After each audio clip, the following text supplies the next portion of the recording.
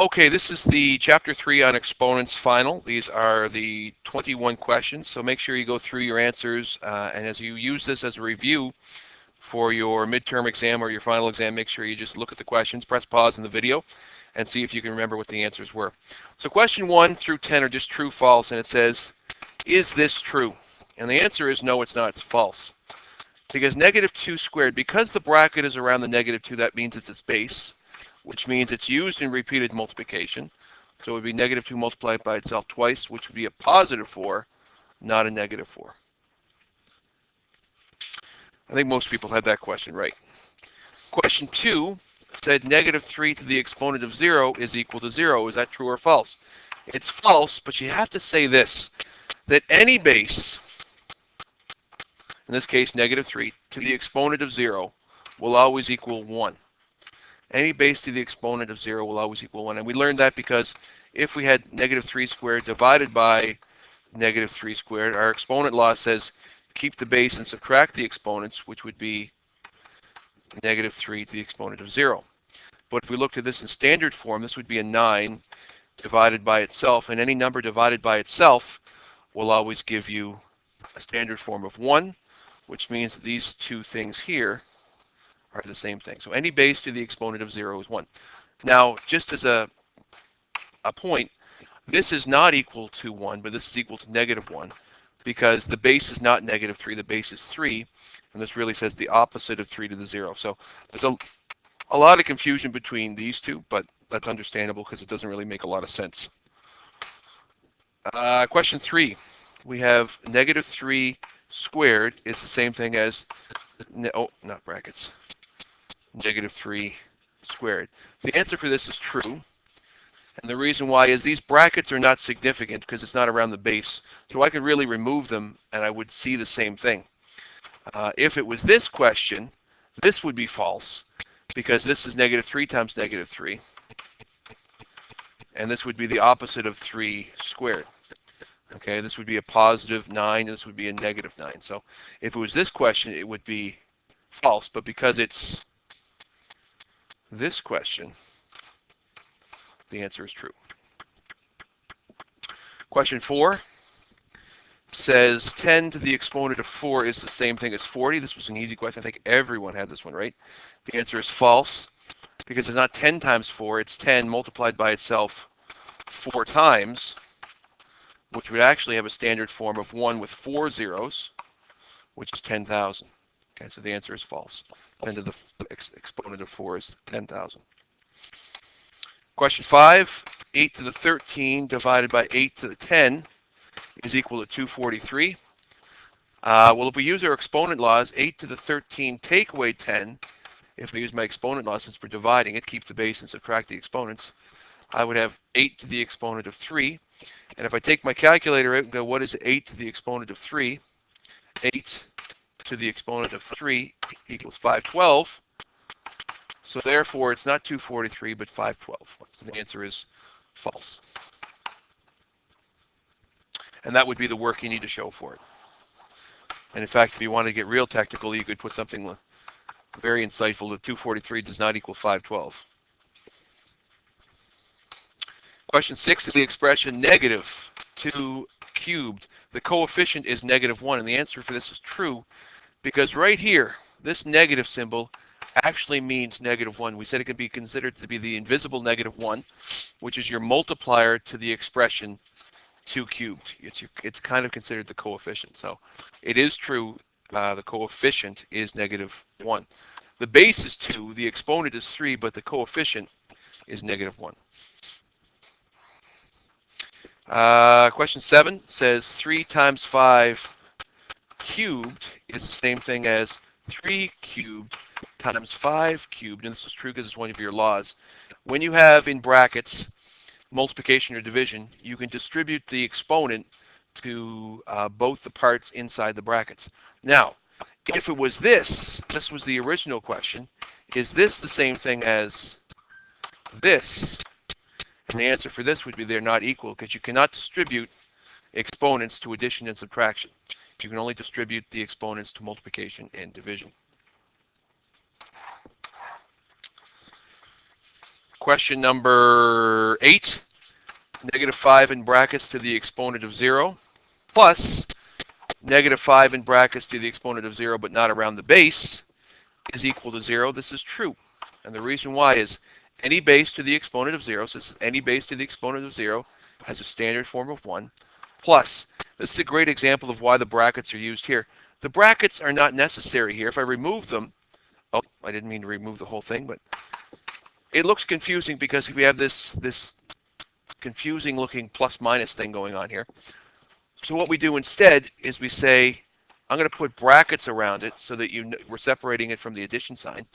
And this is not a base of negative 5. This is a base of 5, the opposite of 5 to the 0. Since 5 to the 0 is 1, the opposite would be negative 1. And a 1 plus a negative 1 does equal 0, and that's why it's true. Okay. Question number 9, and I know there was a misprint on it, so that's okay. So it said negative 3. This is what the question said, and it said this is equal to, and I made a correction because the test was printed incorrectly, square brackets to the 6 to the square. That's what it should have said. And the answer for this is true. It is negative 3 to the exponent of 6 is this, and we're multiplying it by itself twice, which is what this means. So if I simplify this, I'd really be multiplying negative 3 by itself 12 times, because the exponent law says an exponent to an exponent, keep the base, and multiply your exponents to give you the refined exponent. And the last question, the true-false question 10, said 6 times 6 times 6 times 6 times 6 divided by 6 times 6 times 6 is equal to 6 to the power of 8. And the answer, of course, is false, because this question is the same thing as 6 to the power of 5 divided by 6 to the power of 3. And our law would say keep the base and subtract your exponents. So the actual answer should be 6 to the exponent of 2 instead of 6 to the exponent of 8. These would kind of effectively cancel each other out, leaving me with simply 6 to the exponent of 2. Okay. Question number 11, getting into our numeric responses. It says, what is the correct exponent? So 10 to the exponent of something multiplied by 10 to the exponent of 8 equals 10 to the exponent of 3. And we know the law says keep the base if you're multiplying bases or powers that have the same base, and subtract your or add your exponents. So really this is the same question. So what number plus 8 is 3? Even though we haven't studied negative exponents in depth, we know that the exponent has to be negative 5 in order for that to work. And just for reference, that would be the negative symbol really means 1 over 10 to the 5. This would be the same thing. So it's actually 1/10,000th if we wanted to, or 100,000th if we wanted to think of it in numeric form. Question 12 says 10 to the exponent of what divided by 10 to the exponent of 8 equals 10 to the exponent of 11. Again, when we're dividing, we know we keep the base and we subtract our exponents. So what take away 8 is 11? The answer is 19. So your missing one has to be 19, because 19 take away 8 is 11. Question 13 says evaluate. So negative 10 in brackets to the exponent of 6 is probably the easiest question you'll get. It's negative 10 multiplied by itself 6 times. So if you actually had to multiply it, that would be a little bit tricky. But when you multiply by tens, you can keep a 1, and the exponent is how many zeros you have. So 10 to the exponent of 6, just keep a 1 and put 6 zeros down. So you have 1 million. And any negative base to a positive or to an even exponent will always be a positive. So your answer for this one would be positive 1 million. 1 million. 10 to the exponent of 6 is 1 million. Question 14. Negative 2 is your base to an exponent of 2 plus 5 to the exponent of 3. Negative 2 squared is actually a positive 4.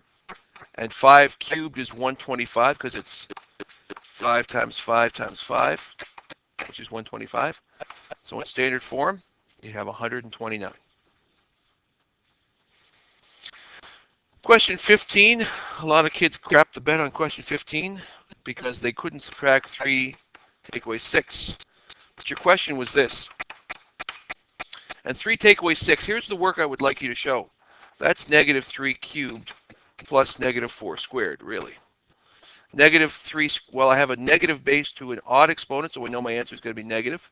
And 3 times 3 times 3 is 27, plus negative 4 squared, which is negative 4 times negative 4, which is a positive 16. 27 negatives combined with 16 positives will leave you with 11 negatives. So your answer for that one is negative 11. Some of you got this part right, but this part wrong. And because it was a 2-point question, I generally let you go with 1 point missing, as long as you had negative 3 here. A lot of people skipped showing this step. I don't know why they did that, but whatever. They went right from here to here, and you should have shown this step. Question 16. Says negative 8 exponent of 2 plus 8 to the 0. So again, the brackets are not around the negative 8 base. Oh, heavens to Betsy. So, 2, this is 2. So therefore, it's the opposite of 8 squared. So that's the opposite of 8 times 8, which would be a negative 64. Any base to the 0 is 1. So I'd have negative 64 plus 1, which in standard form is negative 63. Question 17. Oh, if I had a nickel for everyone that told me 1 to the exponent of 8 was 8, I'd be a rich man. I would say at least a third of the class did not follow BEDMAS for this question. At least a third. Probably closer to a half, if not more. So the first thing you want to do is simplify all of these. Negative 4 cubed is negative 64. And I'm even going to simplify the square root of that as 10. So when you simplified the exponents and the square roots, you got this statement. Now, for whatever reason, everyone decided, to heck with BEDMAS, I'm just going to do this now. But you should do the multiplication first. So you have negative 1 take away negative 640. And for most of us, we appreciate the idea of not subtracting integers, but adding the inverse or opposite. And we get 641. A positive 641 is our answer. I would guess over half the class had that one wrong. Even if you did it right, some people made mistakes on it. So a lot of people didn't get that one. Question 18. The opposite of negative 2 squared cubed. Well, if I take simply an exponent to an exponent, I know I can keep my base and multiply my exponents to get negative 2 to the exponent of 6.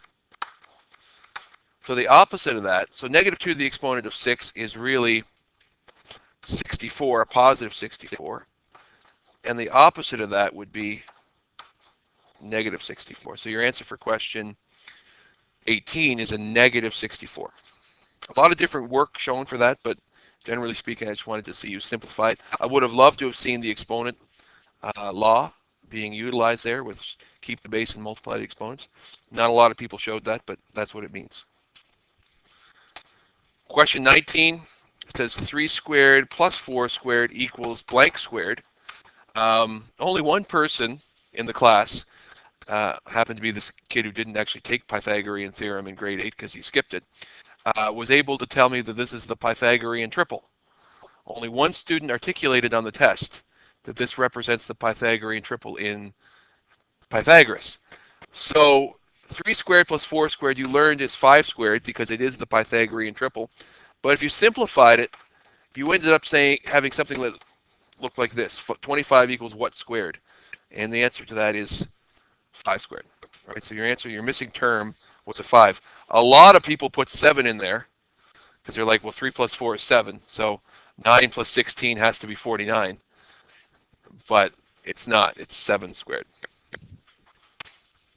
It's 5 squared, sorry. Question 20. I realize now that a lot of us have difficulty in organizing information through simplification. So the first thing all of y'all should have done is wrote the formula down. Even though it's given to you, you write it down. The next thing you do is you simplify, or you substitute, excuse me, all the parts you know. So everyone should have universally had the formula written and the substitution written. And then as we simplify it, I'm okay if you had, you could probably even skip this step if you wanted. I myself would have written it, and then I have multiplication. This would work out to be 294, and this would work out to be 588. You then add them together to get 882. And since the units are inches, you put IN and an exponent of 2 for inches squared. So your answer was 882 inches squared is your surface area. And with exception to this line here, all of the work should have been universally similar. There were some people that were writing stuff upside down and over in the corner, and it was like, I don't know how you organize your BEDMAS questions, but you got to learn how to do it properly. Okay, so we have to probably practice some BEDMAS questions. And the last question, Mrs. McDonald's mug had tea in it from a week before. So the first thing it asked you to do is write a table. So we'd put T here, or time, or whatever you wanted, and N for bacteria. You can have any variation of variables for those. But after 0 weeks, there would still be 500 bacteria when it started. So the first one you had to put was 0 equals 500. After 1 week, it would quadruple to 2,000. After 2 weeks, it would quadruple again to 8,000. After 3 weeks, it would quadruple again to 32,000. After 4 weeks, it would quadruple again to 128,000. And after week 5, it would quadruple the last time to be just over half a million bacterium in the thing. So the first point was to write that. The second part, B, was simply your formula. So your starting number of bacteria is 500, multiplied by quadrupling, which is a 4, to the exponent of 5, because it was 5 weeks. And if you simplify this, you'd have 500 multiplied by 4 to the exponent of 5 is 1,024. If you take 500 multiplied by 1,024, you get the same answer. Okay.